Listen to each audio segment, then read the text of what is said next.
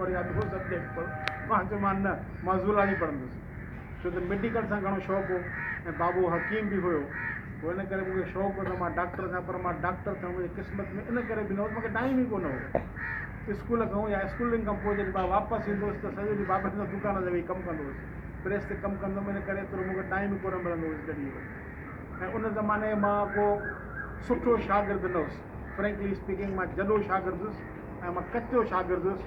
ऐं उनजो वॾे में वॾो हिकिड़ो रीज़न इहो आहे त मूंखे टाइम कोन हो मां स्टडी करे सघां, छाकाणि त बाबू लाड़काणे ज़िले जो सीनियर मोस्ट प्राइमरी टीचर हुयो, तालके मास्टर हुयो, घणो वक़्तु रहियो ऐं केतिरा हुनजा उस्ताद शागिर्द हूंदा हुआ। पोइ उन कंहिंखे न कंहिंखे चवंदो हुनखे मुर्दा खे पढ़ायो ऐं ख़ासि तौर ते अंग्रेजी सेखारियो।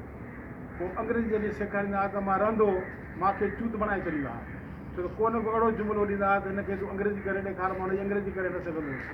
मिसाल तौरु हिकिड़ो जुमिलो मां कंहिं ज़माने में नासिर खे ॿुधायो संगत में, हिकिड़े मूंखे उस्ताद चयो त हिनजी तूं मूंखे सिंधी ॿुधाए त education is the federation for the Indian nation, rule occupation is cultivation.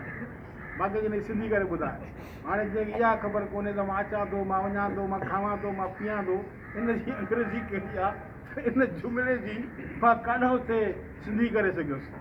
सो बहरहाल स्ट्रगल कंदो रहियुसि। पोइ मां जॾहिं यूनिवर्सिटी में आयुमि त मां बी ब्लॉक में रहंदो हुउसि। बी ब्लॉक में सुठा दोस्त हूंदा हुआ, मौला बख्श लगारी हूंदो हो, अमान शेख हूंदो हो, वग़ैरह वग़ैरह हूंदो हो। ऐं उन में हिकिड़ो खड़पीर असांजो जेको दोस्त हूंदो हो, ज़ाहिद मखदूम हूंदो हो, शायदि तव्हां मां केतिरा हुनखे सुञाणण लाइ न सुञाणनि, हिन वक़्तु कैनेडा में मैजिस्ट्रेट आहे ज़ाहिद मखदूम। ऐं उन ज़माने में उनजो पीउ मुंहिंजी जेका हुन सां वक़्तु हुई, उहो लाड़काणे में उनजो पीउ सेशन जज हूंदो हो, कॉन्वेंट में पढ़ियल हो ऐं अंग्रेजी हुनजे घर जी लौंडी हूंदी हुई, अंग्रेजी अहिड़ी ॻाल्हाईंदो, अंग्रेजी किताब अहिड़े नमूने पढ़ंदो। ऐं अजीब तव्हांखे अजीब कहिड़ी ॻाल्हि ॿुधायां, हुनखे ॻाइण जो शौक़ु हूंदो हो। जेकॾहिं ॿियो कुझु कोन मिलंदो हुउसि त दास कैपिटल खोले, दास कैपिटल पढ़ंदो वेंदो, ॻाईंदो वेंदो, असां हैरान थी थींदा हुआसीं। सो उनखे मां जॾहिं चवंदुसि त मूंखे अंग्रेजी सेखार, त मूंखे अंग्रेजी न सेखारींदो, चवंदो ठीकु आहे तूं पाणे सिखी वेंदो। हिकिड़ी हुनजो मूड हो, ख़्यालु हो। पर उन खां पोइ असां MSc कईसीं। MSc करण खां पोइ मूंखे हिते नौकिरी मिली। उन ज़माने में मूंखे 3 नौकिरी मिलियूं। हिकिड़ी मूंखे हिते ज़ूलॉजी डिपार्टमेंट में नौकिरी मिली, साईं असांजो नबी बख्श खान बलोच साहब वाइस चांसलर हूंदो हो, उन असांजी टेस्ट कंडक्ट थी सेनेट हॉल में, ऐं हर हिकु छोकिरे खे अलॻि अलॻि विहारियूं, हिकिड़े खे पनो ॾिनऊं, अलॻि अलॻि सुवाल ॾिनऊं, त सुवाल हल करे ॾेखारियो, मां हुन में पास थी वियुसि। मूंसां गॾु 2-3 ॼणा ॿिया बि हुआ जेको हुन टेस्ट पास कई। उन खां पोइ असांजो इंटरव्यू थियो, असां ओके थी वियासीं, पर असांखे रिज़ल्ट जी ख़बर कोन पई। हिकिड़ी मूंखे नौकिरी इहा मिली, ॿी मूंखे नौकिरी मिली कॉलेज में नौकिरी मिली घोटकीअ में। मां जॾहिं पहिरियों दफ़ो जॉइन कयो घोटकी में, त मां 3 ॾींहं खनि हुते बस हुउसि।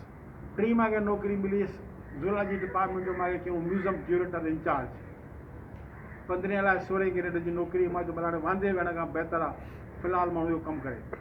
4थी जेका नौकिरी मिली, उहा मिली नेशनल वॉलंटियर डेवलपमेंट प्रोग्राम में। कंहिं ज़माने में AC2 में हिकिड़ी ऑफिस हूंदी, उहे जेके बेरोज़गार माण्हू हूंदा हुआ, कॉम्पिटेंट जेके माण्हू हूंदा, उन्हनि खे कंसिडर कंदा, ऐं उन ज़माने में चांहि पाणी ॾींदा, उन में बि मूंखे नौकिरी मिली। पर मां जॉइन कयो घोटकी खे। 3 ॾींहं ते अलाए 4थे ॾींहं ते हिकिड़े संत मूंखे टेलीग्राम कई।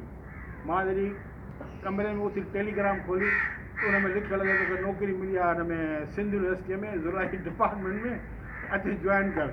मां उन वक़्तु ई पेती ठाही ऐं मां टपड़ गोल कया। मां प्रिंसिपल खे चयो त मां वञा थो पियो, मूंखे नौकिरी करणी कोन्हे का। हुन चयो त मां तोखे रिलीव न कंदुसि। साईं पनाह अली शाह हूंदो सेक्रेटरी, इंतिहाई सख़्तु क़िस्म जो माण्हू, उन खां वञी तूं पंहिंजो NOC वठो, तोखे जेसि ताईं रिलीव न कंदो असां तोखे रिलीव न कंदासीं। साईं पनाह अली शाह सां डायरेक्टोरेट जे ऑफिस में अची मिलुसि, ॾाका ॿधी चढ़ी वियो। अहिड़ी मूंसां हालति कई कि माण्हुनि खे नौकिरी कोन थी मिले, तूं वरी नौकिरी छॾे थो, सबबु कहिड़ो आहे? मां कूड़ आहियो, मां स्कॉलरशिप मिली आहे PhD जी, मां बेरूत थो वञा PhD करणु। डायरेक्टर खे चई छोरो कोन मुड़ंदो, हिनखे रिलीव करेसि। उन मूंखे रिलीव कयो। पोइ मां हिते पंहिंजी नौकिरी शुरू कई। पोइ मूंखे शौक़ु पैदा थियो त ॿाहिरि जो चकर हणिजे, ऐं उन ज़माने में बि मां डॉन अख़बार रेगुलर पढ़ंदो हुउसि। डॉन अख़बार ऐं टाइम मैगज़ीन। अंग्रेजी पहुच सुठी न हूंदी, पर कोशिशि हूंदी त कुझु न कुझु माण्हू करे, पढ़े, सम्झण जी कोशिशि करे।